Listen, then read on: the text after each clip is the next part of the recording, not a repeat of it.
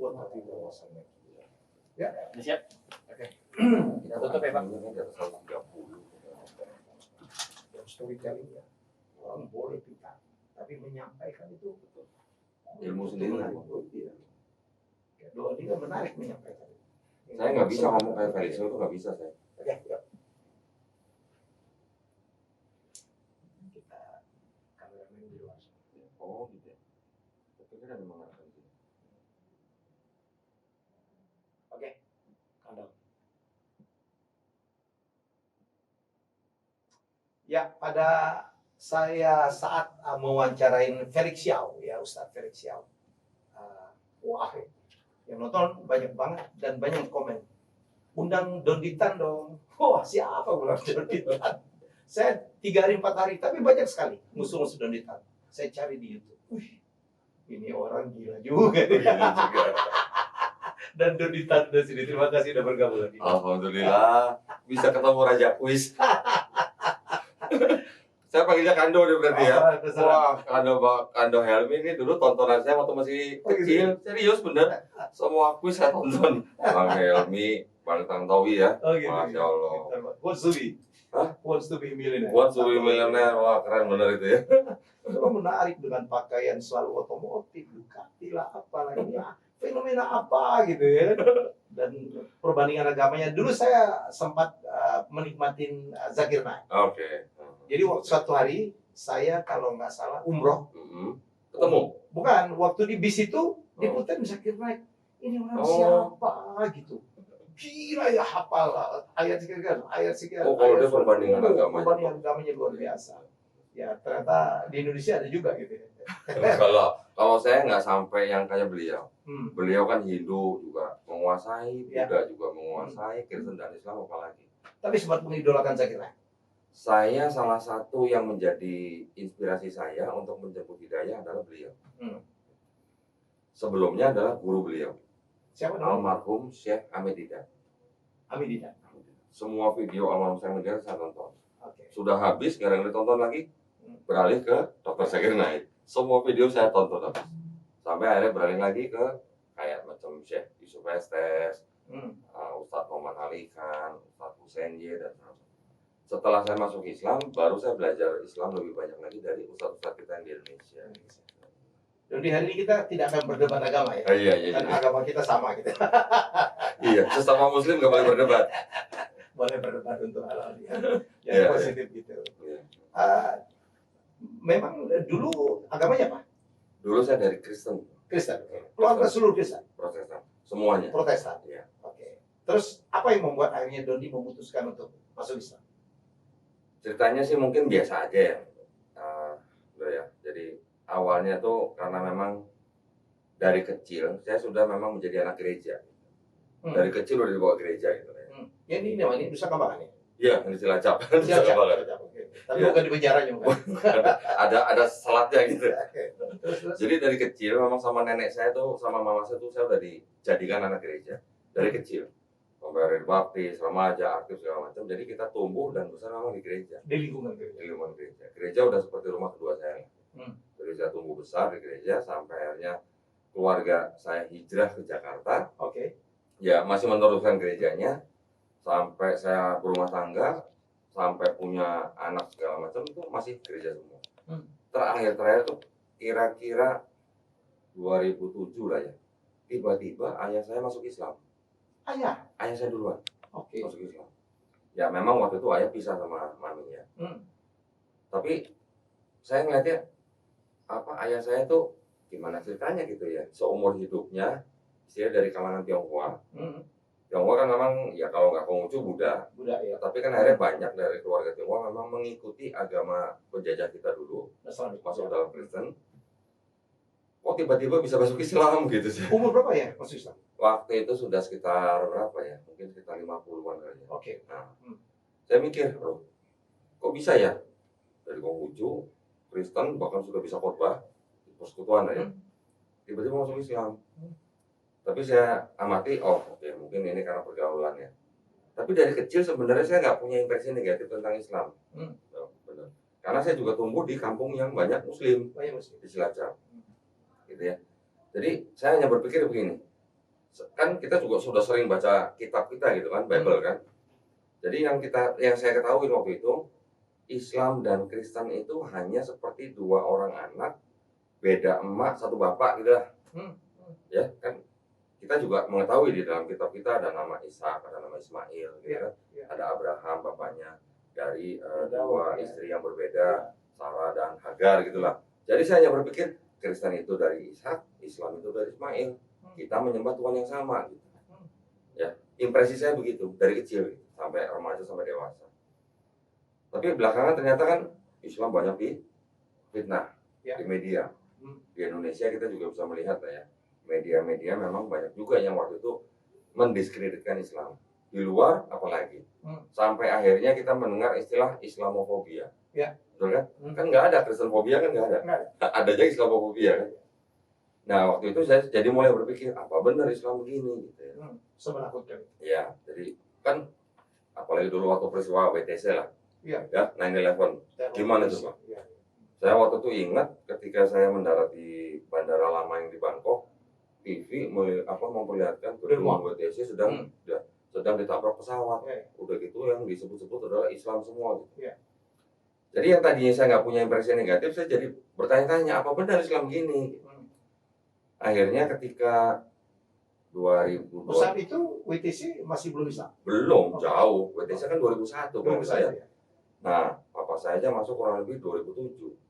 Nah, 2012 saya baru melihat videonya almarhum Syekh Ahmad Didat itu. Nah, dari situ sebagai Kristen gitu ya, nonton videonya dai gitu. Yang ngomongin Bible saya gitu. Kan panas dong.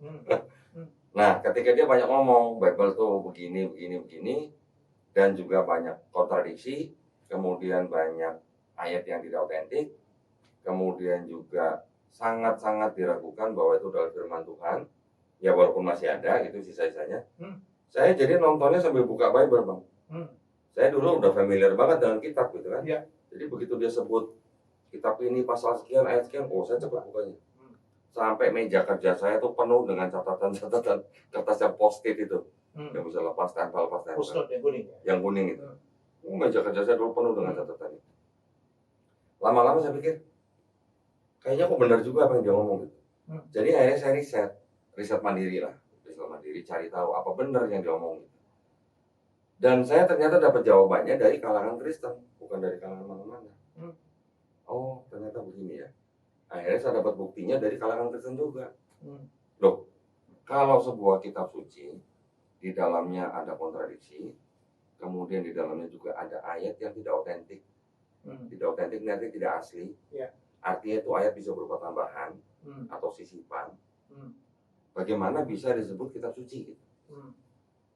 Nah, dari situ saya berpikir, kalau gitu, kitab saya nggak bisa sebut kitab suci dong. Gitu.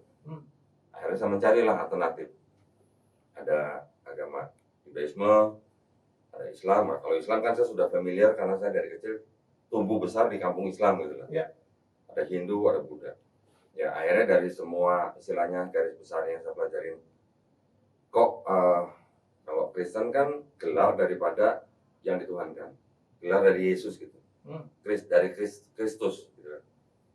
Kalau Judaism kan dari kata Yehuda, nama dari anak keempat Nabi Yakub. Hindu nama tempat daripada timbulnya agama itu. Buddha gelar daripada Siddhartha Gautama. Konghucu nama nabinya. Giliran Islam bukan nama nabi, bukan gelar, bukan nama tempat. Ini adalah artinya berserah diri. Wih, kok ada agama artinya berserah diri gitu? Berarti apa jangan-jangan ini agama yang diturunkan sama yang menciptakan langit dan bumi? Gitu. Saya perdalaman di Islam, Bang. Ketika saya dalami di Islam, ketika masuk ke dalam kitab sucinya, kan pondasi daripada sebuah agama kan kitab suci. Pondasi ini kan. Nabi boleh hidup sekian puluh tahun, ketika nabinya sudah wafat, yang ditinggalkan kan kitabnya. Kitab ini yang bisa dipelajari oleh pengikut berpuluh-puluh generasi gitu lah. Jadi dari kitab suci itu saya pelajarin, ternyata di dalam Quran kok banyak ayat-ayat yang berhubungan dengan sains, kok baru confirm baru zaman sekarang gitu. Dari mana ceritanya? Seorang yang katanya nabi ini ummi, tidak pandai baca tulis, bisa menyebutkan ayat-ayat yang berhubungan dengan sains yang ternyata dikonfirm oleh sains zaman sekarang. Nggak make sense kan gitu. Berarti ini nggak mungkin karangan manusia. Ini pasti karangan yang menciptakan manusia, langit dan bumi. Dari situ saya mulai korek-korek. Kurang lebih ada 1000 ayat yang berbicara tentang sains dalam Quran. Kurang lebih 80%-nya sudah terkonfirmasi. Kebenarannya. Yang 20% belum, Bang. Belum masih ada? Hah? Masih ada ya? Masih ada. Masih ada yang belum terkonfirmasi. Termasuk mengenai Isra Mi'raj.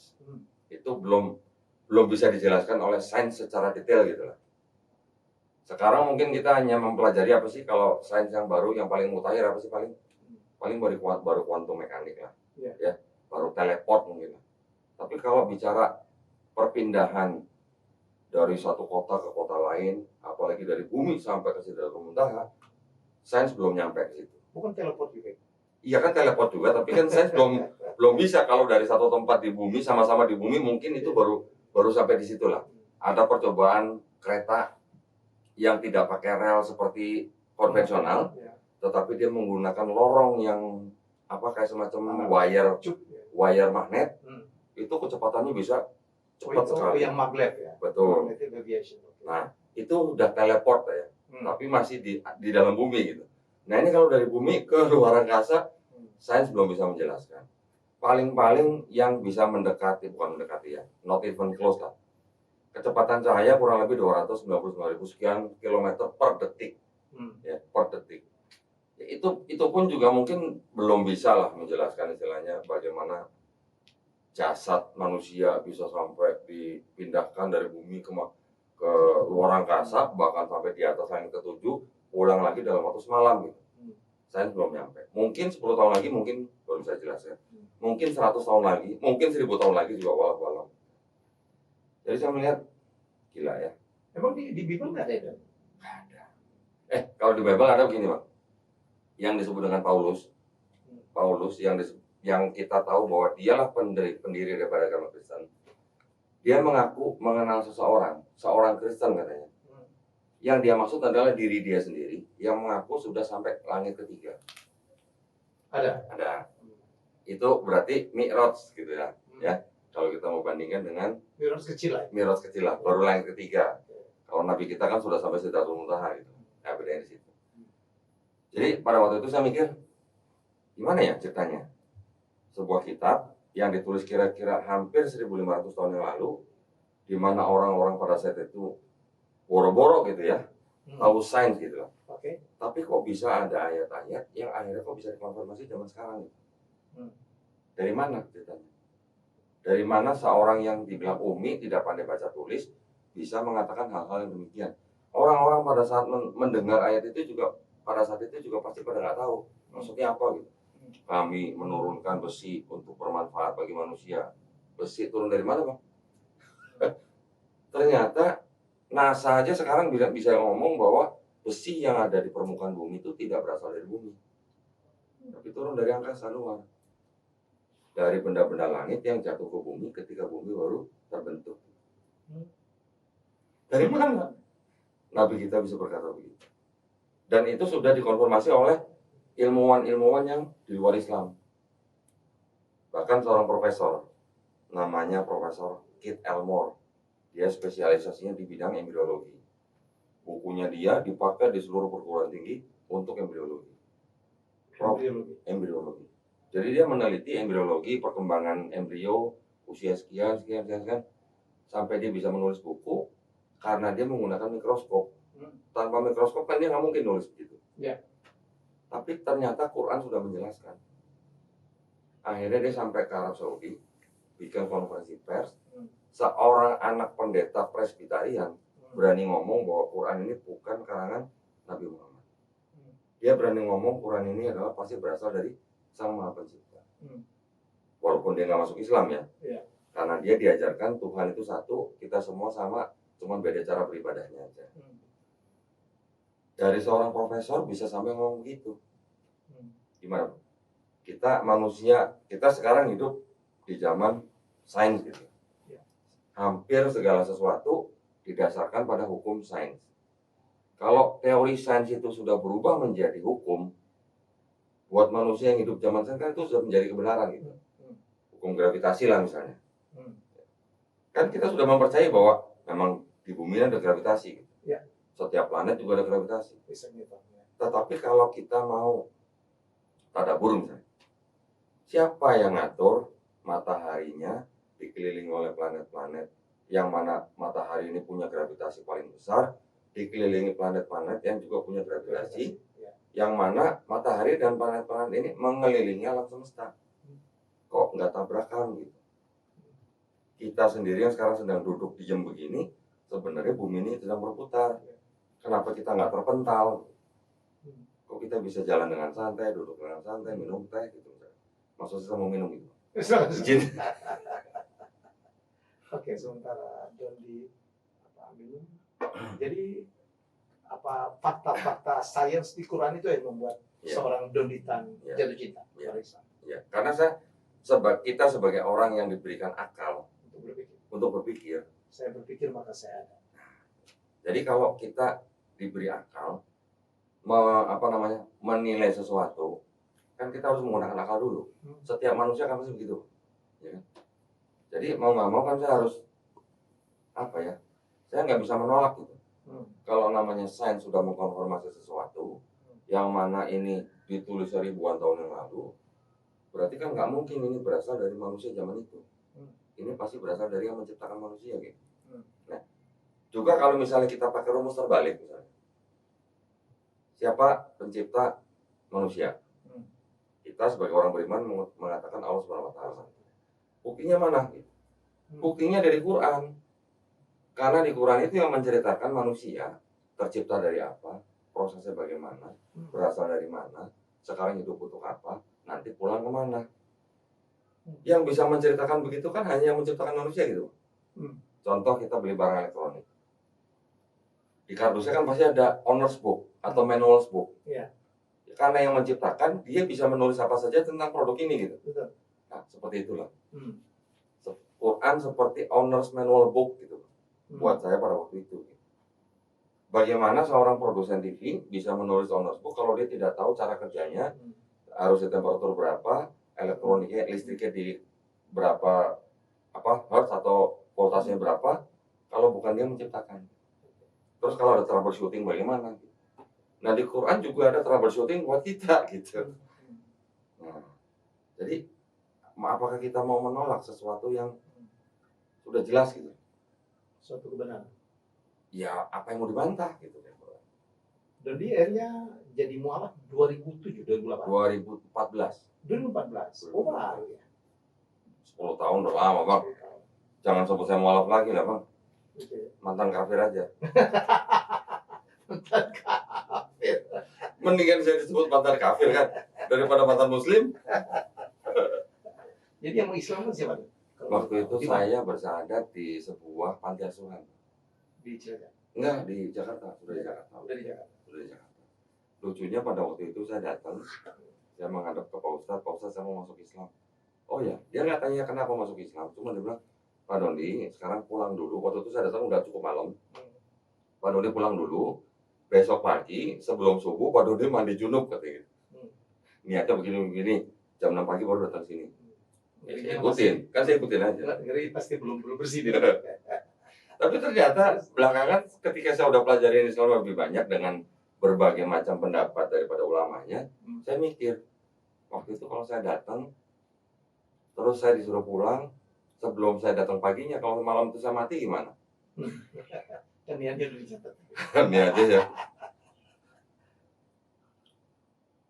Sebenarnya tidak harus mandi junub dulu, itu hanya pendapat sebagian ulama. Kapan saja seseorang di luar Islam dia mau bersyahadat, dia bisa langsung bersyahadat. Tapi alangkah baiknya. Ya, di Inggris kan Bang Elmu udah pernah di sana ya. Ada sebuah taman, Bang.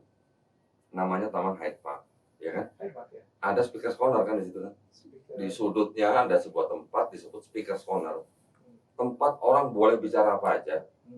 Dan mereka berdebat banyak tentang agama. Sekarang yang banyak berdebat di situ yang adalah dari pihak Kristen dan Islam. Saya kira-kira tahun 2018 ketika saya muter-muter di daerah Sumsel, Saya menerjemahkan banyak video debat antara umat Islam dan Kristen di Speaker Scholar Inggris itu. Wah, kalau ke sana saya harus mampir ke sana. Jadi apa namanya? Perdebatan itu mereka bebas ngomong apa saja. Bahkan orang-orang mau menghina ratunya aja nggak ditangkap asal nggak berantem gitu. Ya. Ketika saya menerjemahkan di situ, saya baru juga banyak mendapatkan ilmu lah ya. Mereka bisa bicara apa saja, dan yang bicara juga bukan orang sembarangan. Ada sejarawan, ada teolog, macam-macam. Bahkan sampai ada rabi Yahudi pun turun di situ. Ya. Nah, mereka bicara tentang agama bebas. Dari situ saya banyak inilah ya, inspirasi. Kurang lebih 2 tahun saya menerjemahkan kira-kira 100 video debat di sana. Jadi saya banyak wawasan di sana. Akhirnya baru saya bergabung dengan sebuah yayasan pembina mualaf tahun 2020. Yayasan pembina mualaf ini di Surabaya pusatnya, namanya Yayasan Pembina Mualaf At-Tauhid. Nah, yayasan ini ternyata juga menempuh jalur perang pemikiran gitu. Jadi ya istilahnya dialog atau debat gitulah. Yang diperdebatkan ya masalah perbandingan agama tentang Kristen dan Islam. Selain daripada yayasan ini membina para mualaf, kita juga melakukan perang pemikiran. Karena apa? Nah, ini adalah alasan kenapa saya melakukan hal seperti ini. Ya. Karena di Indonesia, bahkan di seluruh dunia, kita tidak bisa pungkiri bahwa saudara-saudara kita yang di Kristen itu masih ada upaya-upaya untuk memurtadkan orang lain, termasuk orang-orang yang sudah beragama. Itu yang kita upayakan supaya apa? Supaya umat Islam tahu tentang akidah mereka, supaya tidak mudah dimurtadkan. Itu tujuan kita, visi dan misi kita begitu. Kok bisa dong dihafal, hampir hafal seluruh Bible, seluruh Injil? Enggak seluruh Bible, enggak ada yang bisa hafal Bible, meskipun pendeta nggak bisa hafal. Nggak ada yang bisa hafal. Ya, yang saya ketahui adalah saya tidak perlu menghafal satu Bible, tetapi saya harus tahu intinya konteksnya. Konteksnya. Karena ternyata gini Bang, ini mohon maaf ya, saya bukan. Setelah dipelajarin, ternyata Bible-nya saudara kita yang Kristen itu kan ada 2 bagian, ada perjanjian lama, perjanjian baru. Ya.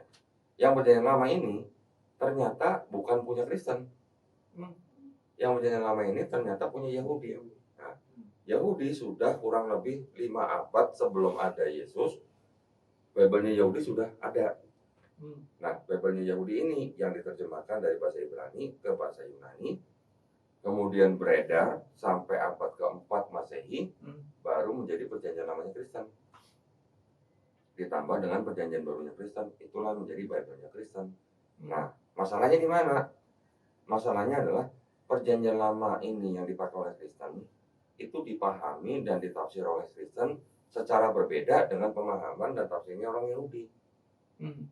Tentang apanya? Tentang konsep ketuhanannya, tentang konsep Mesiasnya, tentang konsep keselamatannya. Gitu. Jadi apa yang dipahami oleh orang-orang Yahudi di dalam kitab mereka yang namanya Tanakh, ketika sudah berubah menjadi kitab Septuaginta dalam bahasa Yunani, kemudian berubah menjadi perjanjian lamanya orang Kristen, konsep ketuhanannya sudah berbeda dengan perjanjian barunya. Konsep keselamatannya juga sudah berbeda. Konsep peribadatannya juga sudah berbeda. Karena orang Kristen ini sesuai dengan apa yang teks di dalam perjanjian baru, sesuai dengan apa yang diajarkan oleh tokoh yang bernama Paulus, itu sudah berubah. Karena menurut Paulus, hukum Taurat yang ada di dalam perjanjian lama itu sudah batal dengan matinya Yesus di atas kayu salib. Otomatis orang-orang yang percaya dengan kematian Yesus di atas kayu salib itu sudah tidak harus hidup di bawah hukum Taurat. Sedangkan orang-orang Yahudi yang mempunyai kitab Tanakh ini, mereka tetap hidup di bawah hukum Taurat. Jadi orang Yahudi itu sebenarnya juga pure monoteisme. Tetapi ketika masuk ke dalam perjanjian baru, gak bisa dikatakan pure monoteisme gitu. Karena selalu Tuhannya Esa, Maha Esa, tapi selalu ada tapinya gitu. Tapinya bisa bermanifestasi dalam 3 pribadi. Kan itu klaimnya Kristen kan. Bahwa Kristen kan selalu bilang Tuhan kami juga Maha Esa, tapi bisa bermanifestasi dalam 3 pribadi. Trinitas. Trinitas. Sedangkan kalau di dalam Yahudi, di dalam kitab mereka, itu jelas-jelas Tuhan bukan manusia, Tuhan bukan anak manusia, Tuhan tidak akan berubah. Nggak ada bedanya dengan lam yalid walam yulad. Dan juga di dalam Yahudi, konsep keselamatannya tidak ada orang yang bisa menanggung dosa orang lain. Seorang anak tidak menanggung kesalahan ayahnya, seorang ayah tidak menanggung kesalahan anaknya. Ya. Berarti kan tidak ada orang yang harus mati di atas kayu salib untuk menanggung dosa yang lain. Tetapi ketika bergeser ke perjanjian baru, Tuhan yang tidak bisa, Tuhan yang bukan manusia itu, Tuhan yang bukan anak manusia itu, Tuhan yang tidak bisa berubah itu, bisa berubah menjadi Yesus. Sudah ada perubahan, sudah ada perbedaan. Konsep keselamatannya di dalam Yahudi bilang apa? Mau selamat, bertobat, karena tidak ada orang yang bisa menanggung kesalahan orang lain. Mau selamat, bertobat, jauhkanlah perbuatan-perbuatan jahatmu dari depan mataku, dari depan mata Tuhan. Belajar berbuat baik, berhenti berbuat jahat, kendalikan orang kejam, upayakan perjuangkan hak anak-anak yatim, perjuangkan perkara janda-janda. Kalau bertobat seperti itu, jikalau dosamu merah seperti kirmisi, akan putih seperti salju. Jikalau dosamu merah seperti kain kesumba, akan menjadi putih seperti bulu domba. Artinya kan dosa yang maksimal jadi minimal, Bang. Dihapuskan. Berarti kan nggak ada yang perlu mati di atas kayu salib. Konsep ini ketika masuk dalam perjanjian baru, bilangnya berubah gini. Kalau kamu tidak percaya Yesus yang sudah mati di atas kayu salib itu sebagai Tuhan dan Juru Selamat kamu tidak akan selamat. Bedanya di situ. Nah, perbedaan-perbedaan itu juga yang akhirnya juga membuatnya oke. Ternyata kalau kita tahu sejarah kitab sendiri, perbedaan konsep antara perjanjian lama dan perjanjian baru, ya bagaimana ya? Bagaimana kita bisa menyebut bahwa ini sebagai kitab suci yang murni monoteis? Dan ini diakui sebenarnya oleh Bapak Gereja juga, Bang. Di abad keempat malah. Oleh seorang santo namanya Santo Gregory Nyssa, yang mana dia bisa menyimpulkan bahwa monoteismenya Yahudi atau Yudaisme digabungkan dengan politeismenya Kristen. Digabungkan gini. Jadi seolah-olah kayak semacam penyatuan konsesi gitu lah. Nah, jadi monoteis digabung dengan politeis. Jadi apa? Monopoli berarti. Kalau waktu Don masuk Islam, keluarga gimana? Selain bapak udah ya masuk Islam? Ya, waktu saya masuk Islam kan saya pikir, keluarga saya nanti mau banyak nanya saya ini. Tapi kan pada waktu itu saya sudah mandiri. Iya. Tapi pada waktu itu kan saya sudah mandiri, Bang. Ya sudah berkeluarga lah ya. Jadi kan saya harus paling tidak menyiapkan jawaban kalau saya ditanya sama keluarga besar saya gitu. Urusin jawaban udah ya sudah mau pelajari kan sebelumnya. Ternyata yang nanya cuma kakak perempuan saya, Bang. Ya, namanya kakak beradik ya. Biasa. Berapa saudara? Tiga. Saya nomor 2. Kakak perempuan saya nanya ya biasa gini. Lu ngapain masuk Islam gitu kan? Saya jawab gini. Gua mengikuti Yesus. Kaget ya. Karena selama ini memang kebanyakan orang-orang Kristen mengaku sebagai pengikut Yesus. Tetapi ternyata yang diikuti adalah Paulus. Saya bilang, enggak, selama ini kita nggak ikut Yesus. Selama ini kita ikut Paulus.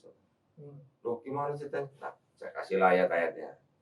Dia nggak bisa jawab, ya sudah masing-masing. Udah cuma itu aja ternyata. Saya udah belajar sekian banyak nih untuk siapin jawaban. Ternyata nanya cuma begitu aja. Jadi keterusan. Gitu.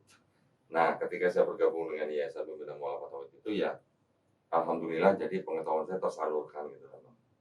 Berapa Injil yang udah dibaca? Kalau saya lihat Anda berdebat gitu ya. Wah, lihat ini, keluarin buku nih, lihat di sini. Uang Doni gila juga nih. Gini, Bang. Setelah saya belajar Islam, ternyata saya harus merubah sebutan kitab saya yang dulu. Kalau dulu sebagai Kristen, saya menyebut kitab saya ini Alkitab atau Injil gitu kan. Ternyata ketika kita sudah di dalam Islam, saya mengetahui, Taurat, Zabur, Injil yang disebut dalam Quran, setelah saya pelajarin, ternyata itu bukan Bible-nya Yahudi dan bukan Bible-nya Kristen. Ya, itu menurut pendapat saya. Kenapa? Karena Taurat, Zabur, Injil adalah wahyu-wahyu yang diturunkan Allah SWT untuk Bani Israel pada zaman itu. Setuju, Bang? Ya. Jadi kalau begitu, wahyu bentuknya seperti apa sih? Wahyu adalah pesan atau pengetahuan yang langsung diterima oleh sang nabi lah ya. Ya. Langsung masuk dalam kolbu nabi. Nabi memberitahukan kepada umatnya, itulah adalah wahyu yang disampaikan kepada umatnya. Ya kan? Nah ketika nabi itu sudah nggak ada, wahyunya kemana? Yang ikut bersama nabinya berarti kan? Ya. Saya juga sudah mempelajari bagaimana Bible-nya Yahudi tersusun, kapan disusun, oleh siapa? Oleh kelompok-kelompok yang berasal dari mazhab-mazhab yang ada di dalam Bani Israel ketika mereka dibuang ke Babilonia. Itu mulai saat tersusunnya kitab Yahudi itu di situ. Nah, finalnya baru tersusun di abad ke-5, kira-kira tahun 450 sebelum Masehi. Nah, pertanyaannya adalah apakah Nabi Musa alaihissalam yang kita kenal dalam Islam, ya di dalam Yahudi kan juga ada. Apakah Nabi Musa yang menulis kitab Taurat? Apakah Nabi Daud yang menulis kitab Zabur? Apakah Nabi Isa yang menulis kitab Injil? Ternyata bukan semua. Jadi setelah itu saya mengambil kesimpulan bahwa saya tidak boleh menyebut kitab saya yang lama yang dulu itu ya, sebagai Alkitab atau sebagai Injil. Karena beda. Ya. Mereka memang menulis di kitabnya Alkitab atau Injil gitu. Ya. Tetapi kita sebagai orang Islam yang paham, kita tidak boleh sebut kitab itu Alkitab. Kenapa? Karena Al-Quran kita juga disebut Alkitab. Disebut Al-Quran apa? Al-Quran kita juga disebut sebagai Alkitab. Ya. Kemudian yang kedua yang Injil. Injil adalah wahyu yang diterima oleh Nabi Isa alaihissalam untuk Bani Israel pada zaman itu. Nah sekarang kalau yang dimaksud oleh Bible-nya orang Kristen yang disebut dengan Injil itu kan ada 4. Matius, Markus, Lukas, Yohanes. Ya. 4 ini, apakah ini wahyu yang diterima oleh Nabi Isa? Mungkin masih ada 1-2% lah ya. Tetapi secara overall ini ditulis oleh orang-orang yang tidak pernah ketemu dengan Yesus. Yang ngomong siapa? Ahli-ahli perjanjian baru sendiri malah. Dari kalangan Kristen. Nah, karena keempat-empatnya ini semuanya anonim. Tidak ada nama penulisnya. Bagaimana bisa disebut ini sebagai wahyu yang diterima oleh Nabi Isa atau Yesus? Sedangkan kalau di Quran, kita mempelajari dalam tradisi Islam, setiap ayat Quran yang turun melalui malaikat Jibril alaihissalam kepada Nabi Muhammad SAW dituliskan oleh para sahabat di depan Nabi. Di depan Nabi kan? Ya. Kalau ada salah ngomong, salah ucap juga dikoreksi sama Nabi. Kalau 4 gospel ini, Bang, ditulis ini kira-kira sudah 30-35 tahun setelah Yesus gak ada. Bagaimana bisa dibilang ini wahyu yang diterima oleh Yesus gitu maksudnya. Jadi pemahamannya, kita jangan sebut lagi kitab itu sebagai Alkitab atau Injil. Karena itu bukan Taurat, Zabur, Injil yang dimaksud oleh Quran. Gitu. Lagi pula, di dalam Quran sendiri kan juga disebutkan di surat Al-A'raf kalau salah, ayat 157, mereka beriman kepada Rasul yang ummi, yang namanya tertulis di dalam Taurat dan Injil. Itu huruf ya? Tidak pandai baca tulis. Tidak pandai lah ya. Nah, sedangkan kitabnya Yahudi dan kitabnya Kristen, apakah ada nama Nabi Muhammad SAW? Kan tidak ada.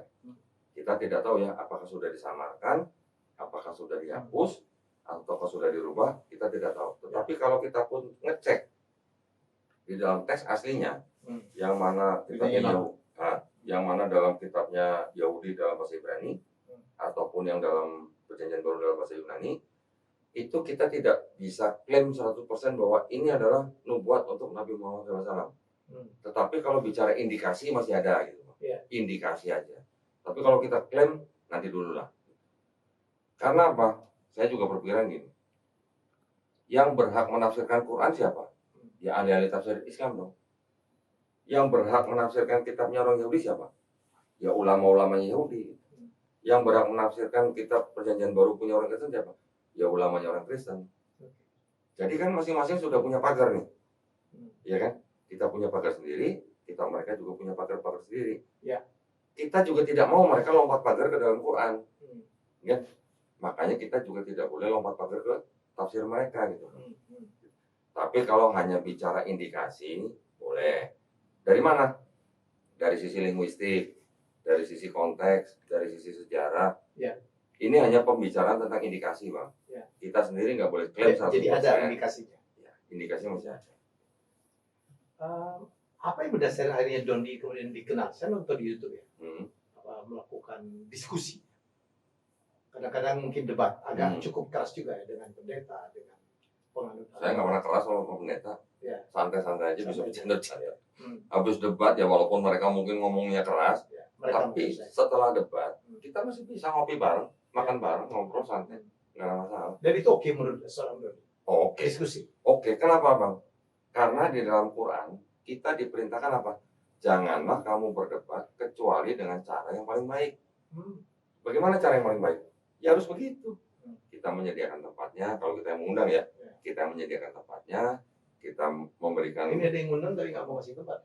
Ada, tuh. Belum lama tuh kemarin. Terus. Kita harus menyediakan tempat yang baik, ya, akomodasi yang baik, makanan yang baik. Jadi tempat yang bermartabat gitulah. Kita juga berbicara dengan mereka juga tidak boleh apa menghina lawan bicara kita. Iya. Kita tidak boleh ad hominem. Iya. Dan kita di dalam Quran juga dilarang untuk apa? Untuk menghina sesembahan mereka. Iya. Ya kan? Setuju. Kita harus saling menghormati. Betul, karena kalau kita menghina sesembahan mereka, nanti mereka juga akan menghina Allah Subhanahu wa taala tanpa pengetahuan gitu. Iya. Itu yang kita harus ikutin, itu batasan di dalam Quran gitu. Maka itulah kita kalau berdebat, bukan berarti kita cari musuh, bukan. Kita bertukar pikiran nih, bertukar argumen. Tapi harus secara ilmiah. Maksudnya ilmiah gimana? Ada dokumennya. Nggak boleh cuma asumsi berangan-angan gitu. Nah, gitu. Jadi ketika saya bisa membukakan ayat-ayat di dalam kitab mereka sendiri, nah silakan bantah gitu. Yang berkontradiksi misalnya, atau yang tidak otentik misalnya. Sampai akhirnya pernah saya berdebat dengan seorang pendeta. Saya bisa akhirnya membuat dia mengaku bahwa kitab dia bukan kitab suci.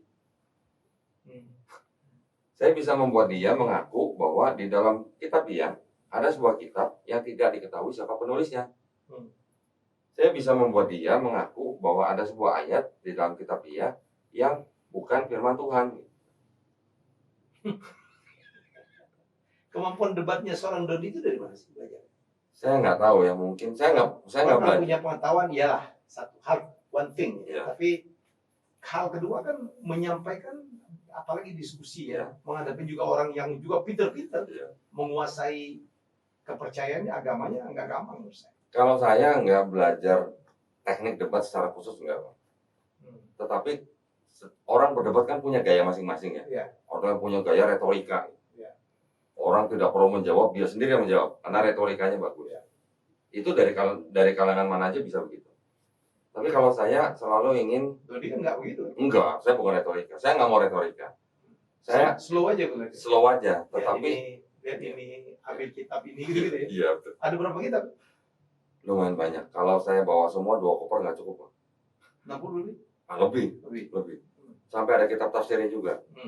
Jadi kalau teman-teman debater Islam saya yang lain, kadang-kadang setelah mereka mengamati debat saya tuh kadang mereka ngomong gini, Doni ini kalau debat itu seperti orang menggiring orang sampai ke pinggir jurang, habis pinggir jurang baru jorokin gitu.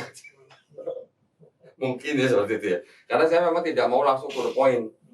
Saya ingin membangun ingin menggugah atau mengajak mereka berpikir dari sebuah isu yang ada latar belakangnya gitu. Jadi jangan hanya orang tahu endingnya, mereka harus tahu dari ujungnya gitu loh. Jadi supaya saya minta yang menonton juga paham global konteksnya. Kan ada orang yang memperdebatkan satu ayat, tetapi yang mereka tidak menjelaskan asal usulnya, latar belakangnya, perspektifnya, konteksnya. Itu saya nggak mau. Gitu. Saya juga pengen kalau saya debat, yang nonton juga paham gitu menurut saya. Sekarang punya channel sendiri ya? Punya. Apa namanya? Donitan. Udah langsung Donitan aja. Udah berapa subscriber? Sekarang mungkin kurang lebih berapa ya? Hampir 700.000 kayaknya. Banyak ya. Alhamdulillah. Udah berapa lama bikin? Saya aktif di YouTube-nya tuh baru di 2021. Cukup bagus. Jauh lah sama Raja Kuis lah. Yang 3 minggu dapat silver button lah. Rezeki gua. Kalau saya penuh perjuangan gitu. Dulu kan saya dizolimin orang. Oh gitu ya? Orang Indonesia kan suka orang yang dizolimin. Oh gitu ya? Pecat pilih, wah itu banyak. Oke, main empati gitu ya? Iya. Kan ada menang pilkada, menang apa gara-gara dizolimin. Oh gitu ya? Iya. Dulu. Iya. Jadi menarik banget ya perjalanan hidupnya. Kalau Doni merasa nggak jadi, kalau saya panggil Ustadz enggak? Oh jangan. Saya nggak mau disebut Ustadz. Jangan. Tapi saya lihat Kenapa kan? Buat saya Ustadz itu lebih tinggi lah, jauh lebih tinggi dari saya. Jadi kalau Saya ini hanya seorang apologet. apa itu? Apologetika itu adalah kegiatan membela keyakinannya. Jadi apologet itu orangnya, orang yang membela Apologet. keyakinannya. Apologet. Tapi Apologet bisa apologet Kristen, bisa apologet Muslim. Tapi saya lihat kemarin cukup banyak mengislamkan orangnya, mensyaratkan. Alhamdulillah. Jadi ya sekarang ini hampir tiap hari saya terima tamu, Bang. Hampir tiap hari. Ada yang dari Muslim, juga banyak yang dari kalangan Kristen. Dan alhamdulillahnya yang dari kalangan Kristen juga banyak dari kalangan anak mudanya. Iya, saya lihat di YouTube. Ya, mereka juga punya apa ya, curiosity gitu lah. Penasaran gitu, bagaimana dengan kita mereka sendiri.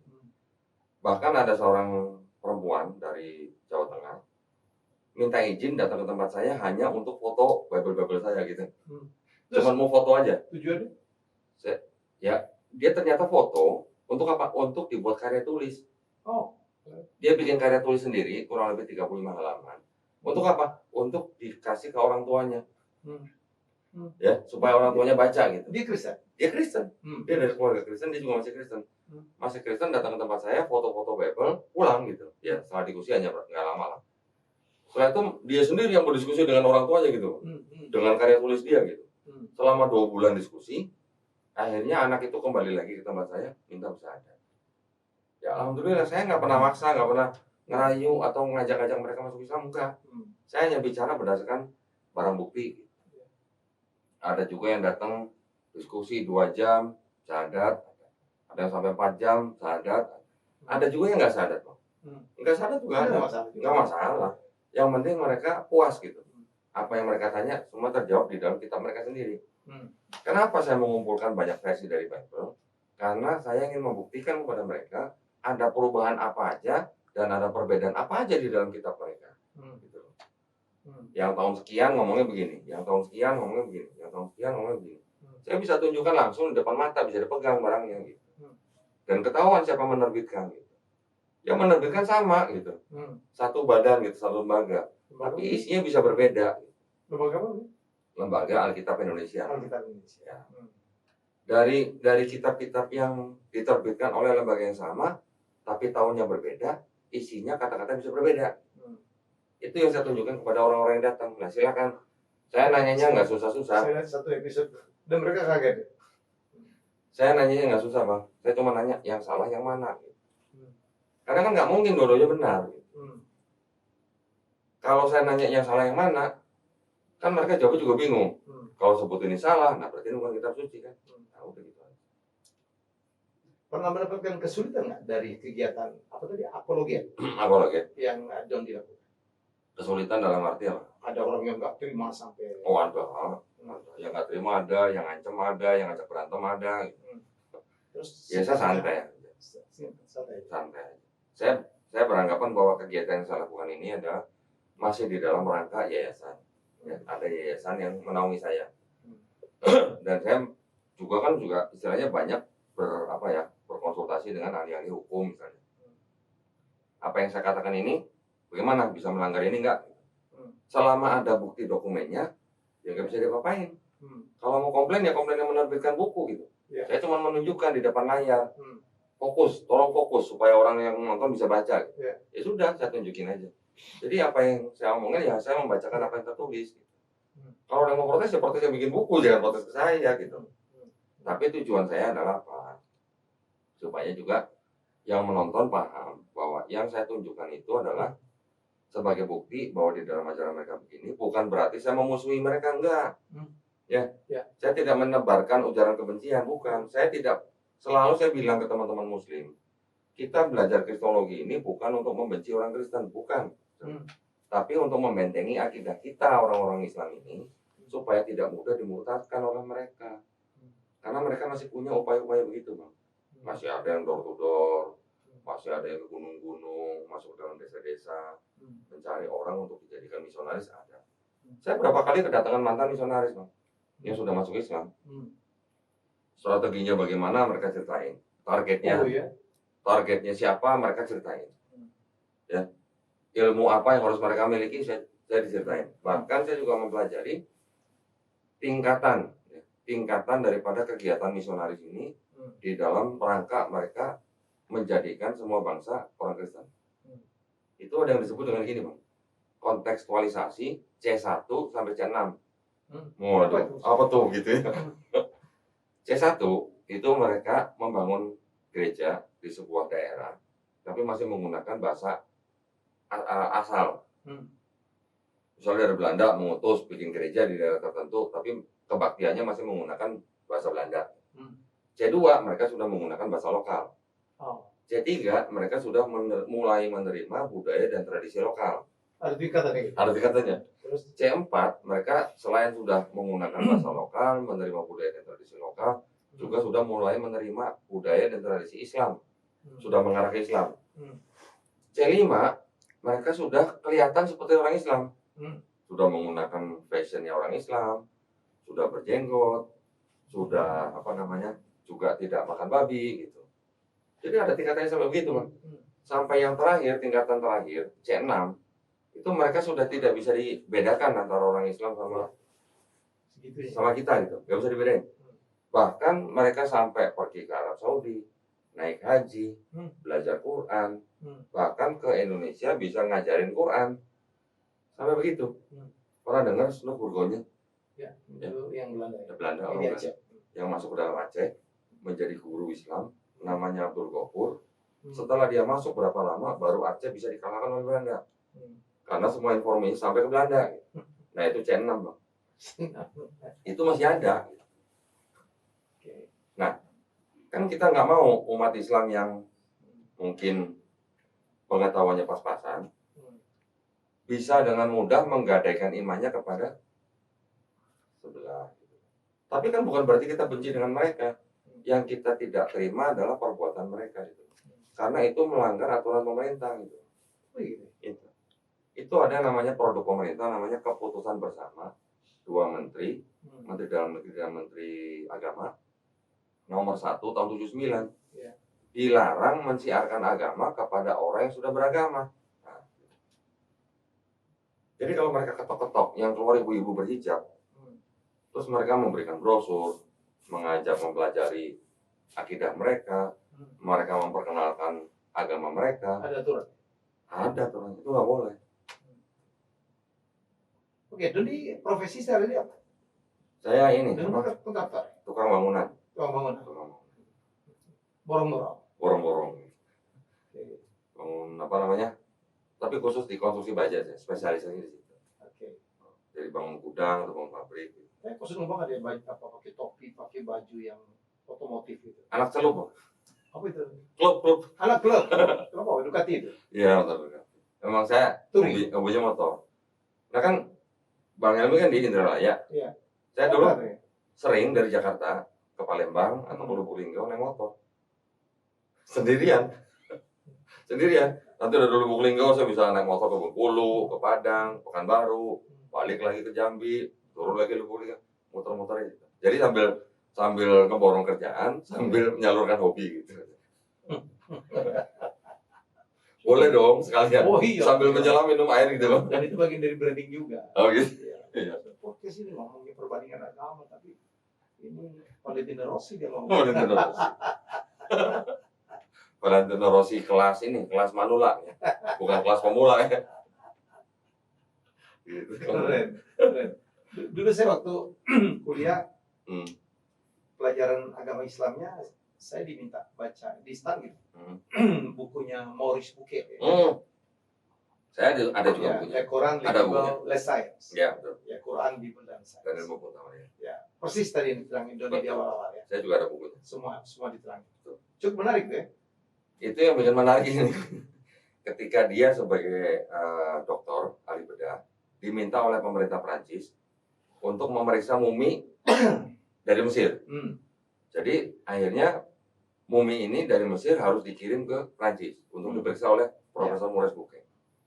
Di Prancis ada aturan, siapapun masuk Prancis harus punya paspor. Betul dong? Nah, mumi dong. Jadi mumi ini dibuatin paspor gitu. Ya benar. Tulisannya Ramses II apa Ramses II kalau salah. Oh gitu. Lahir tahun 3000 BCE gitu ya. Nah, dari situ Profesor Maurice Bucaille memeriksa mumi itu kan. Ternyata diketahui bahwa di dalam jenazah mumi itu banyak sekali mengandung garam. Ceritanya gimana kok bisa jenazah mengandung banyak garam? Kalau orang itu tidak pernah tenggelam di dalam laut. Gitu. Dari situ akhirnya Profesor Maurice Bucaille ke Arab Saudi. Saya lupa di Arab Saudi atau di Libyanya, beliau belajar Islam selama 2 tahun. Sampai akhirnya masuk Islam. Masuk Islam. Profesor Maurice Bucaille masuk Islam. Profesor?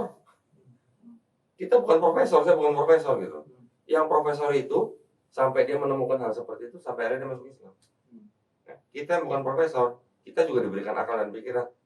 Masa iya sih? Gitu. Yang profesor aja menerima, masa kita nggak nerima gitu. Gitu. Tapi kalau dilihat di negara-negara barat ya tren orang beragama tuh makin berkurang ya. Makin banyak yang tidak punya agama walaupun punya Tuhan atau agnostik gitu ya. Saya punya teman Bang di Italia. Kita tahu lah negara Italia itu identik dengan apa? Katolik kan? Ya. Kan ada Vatikan, negara di dalam negara Italia gitu kan. Ya. Menurut teman saya yang tinggal di Italia itu, sekarang rata-rata atau hampir semua warga Italia itu sekarang jadi ateis, Bang. Ateis itu agnostik? Ateis. Kalau ateis kan tidak percaya Tuhan. Ya, ateis dia bilang. Jadi tidak percaya Tuhan gitu. Bahkan kan beberapa tahun yang lalu saya pernah baca berita bahwa warga Italia ini menolak untuk bayar pajak ke Vatikan gitu. Akhirnya dihapuskan gitu. Jadi menurut teman saya ini sekarang gereja-gereja di sana tuh kosong. Masih ada yang bagian di sana masih ada, tapi orang-orang tua dan imigran katanya. Yang warga-warga Italia udah ateis. Nah, nanti yang dari ateis ini bisa menjadi akhirnya mungkin menjadi apa? Islam. Jadi ada perjalanannya gitu dari Katolik. Bisa. Bisa. Bahkan teman saya dari Kristen menjadi Yudaisme dulu baru masuk Islam ada. Nanti ada lagi yang dari Kristen, ateis, baru Islam, ada juga yang gitu. Namanya istilahnya gini Bang, istilahnya orang yang istilahnya bergantung kepada orang lain, akhirnya lama-lama juga dia pasti akan merasakan bahwa dia juga harus mempunyai pegangan selain manusia. Contoh lah, misalnya naik pesawat misalnya. Ya. Toto pilot mengatakan para penumpang yang terhormat kita akan segera jatuh gitu. Gimana kira-kira? Langsung ingat Tuhan gitu kan? Kira-kira yang ateis gimana gitu? Mungkin secara sadar, kalau dia sadar, nggak ada Tuhan ya udah santai aja atau dia panik atau gimana. Tapi secara naluri, ya, walaupun orang ateis, sekalipun dia akan minta tolong sama siapa? Kalau sama Tuhan. Nah itu jadi ya oke, sekarang mungkin banyak ateis karena mungkin orang tidak mau mengikuti aturan agama. Mungkin salah satunya dari dianggap memberatkan atau apa? Dianggap mengganggu atau memberatkan.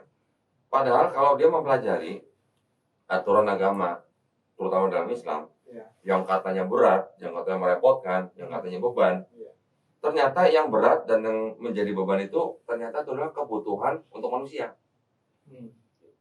bukan untuk yang memerintahkan. Sholat misalnya. Orang pikir dengan sholat itu kita melayani yang menciptakan kita. Tapi ternyata sholat itu adalah kebutuhan untuk kita. Berzikir juga begitu. Bersolawat juga begitu. Semuanya kembali ke kita kok. Nah itu yang mungkin orang-orang belum tahu. Zakat dan sedekah. Termasuk zakat, termasuk apa namanya puasa. Termasuk puasa juga kan Bang? Puasa juga. Kita puasa. Nah kayak Bang Helmi sekarang puasa. Untuk apa? Apakah untuk orang lain? Apakah untuk Allah Subhanahu Wa Taala? Kan untuk Bang Helmi sendiri. Saya bayar kemarin ada bolong. Tapi saya tahu puasa itu sehat banget. Sedangkan kalau kita pergi ke dokter, kita bayar ke dokter. Dokter itu tahu penyakit kita, dokter itu bisa suruh kita puasa kan Bang? Iya. Kita bayar ke dokter. Nah ini kita dapat perintah dari agama suruh puasa, yang artinya malah fungsinya buat kita, bukan buat orang lain, bukan buat siapa-siapa. Ya memang mungkin kalau efek sosialnya juga ada. Ya. Dengan berpuasa kita juga bisa merasakan laparnya orang-orang miskin. Ya. Atau juga kita bisa membantu nih orang-orang miskin. Dan menahan emosi. Tapi kan itu kan istilahnya aturan yang diturunkan untuk manusia, yang gunanya juga untuk manusia. Gitu. Ya mungkin itu orang-orang yang belum paham aja. Itu aja Bang. Kalau sang pencipta kan nggak butuh apa-apa. Iya. Kita sholat nggak sholat juga Allah tetap Allah Akbar ya. Nggak berkurang gitu. Nggak berkurang. Dan nggak perlu dibela-bela juga. Iya. Ya maksudnya kalau membela kan gini. Ada orang beranggapan kok Allah pasti dibela sih. Ya gitu ya. Seperti contoh yang kemarin nantang saya gitu ya. Yang nggak mau sewa tempat itu kan. Ada punya kasus kan ya kurang lebih. Perkataan membelanya itu kan sebenarnya bukan dalam konteks kita membela Allah Subhanahu wa taala, tetapi kan kita sedang menegakkan agama kita gitu. Menjalankan agama kita dan menegakkan itu bisa disebut dengan membela. Bukan berarti gimana ya. Memang bahasa kadang-kadang bisa menjadi rancu. Ya. Yang jelas Nabi kita mengajarkan kita untuk menghormati agama lain ya. Betul ya. Ya. Jadi kalau kita diskusi ya saling belajar lah, itu bukan sesuatu yang tidak boleh. Betul. Lakum dinukumnya tetap, ya. Lakum dinukumnya tetap. Agama ya. Tetap. Tetapi kan kita bukan berarti nggak boleh ngejagain saudara kita dari upaya-upaya pemurtadan. Ya. Gitu dong. Ya. Oke, jadi senang sekali saya bisa diskusi hari ini. Saya belajar banyak. Ya. Dan di Tan Suhadir banyak. Saya kaget ternyata dia pernah di Indralaya. Ternyata dia kontraktor. 2018 saya ngekosnya di Jalan Angkatan 66. Oh iya. Istri saya kalau suruh ngekos di Palembang seneng dia. Kalau Palembang atau Lubuk Linggau seneng. makan Empek-empek. Jadi ternyata kita juga baru tahu ya, empek-empeknya yang di kota Palembang atau Lubuk Linggau, yang di pinggir jalan, itu masih lebih enak daripada empek yang di Jakarta yang restoran besar. Itu kata istri saya begini. Di Palembang ada empek 1.000 dong. Enak. Udah gitu juga cukanya juga beda, beda jauh cukanya sama di sini. Makanya sekarang, Bang Yami, kalau istri atau saya lagi pengen makan pempek nih, kita nggak nyari yang istilahnya bisa beli online yang di Jakarta, enggak. Kita tinggal WA toko pempek yang di Lubuk Linggau. Oh iya, hasil kirim. Dia kirim hari ini, besok sore nyampe tempat kita. Di Paku. Oh, itu beda rasanya. Dulu itu zaman saya waktu kecil justru yang pempek yang pakai itu tuh. Kardus. Bukan apa gitu jual. Oh, pempek sama ya. cinci gitu. Ya. Dalam dalam kayak basket gitu. Iya. Wah, itu enak betul. Di atasnya dikasih kain basah gitu. Iya, kenapa bisa rasanya beda ya? Dan gak digoreng. Gitu ya. Dan saya ngeliat juga kan orang-orang sana juga memang dalam suasana apapun cemilannya pempek. Kapal selam dimakan. Kapal selam dimakan. Terima kasih. Iya, sama-sama. Kalau mau diskusi tentang perbandingan agama, ya. Selalu kodondi gitu ya, selalu. Gini juga Pak Yami, mohon maaf ya. Jadi di Yayasan Pembina Muhammad Fatawid ini saya diamanahkan menjadi ketua litbang. Saya dikasih tugas dalam setahun kamu harus berdebat dengan pendeta minimal 2 kali. Oh gitu. Secara tatap muka. Ada program. Ada. Demi apa sih sebenarnya? Ya demi dakwah, demi syiar. Jadi yang target kita bukan pendetanya, penontonnya itu.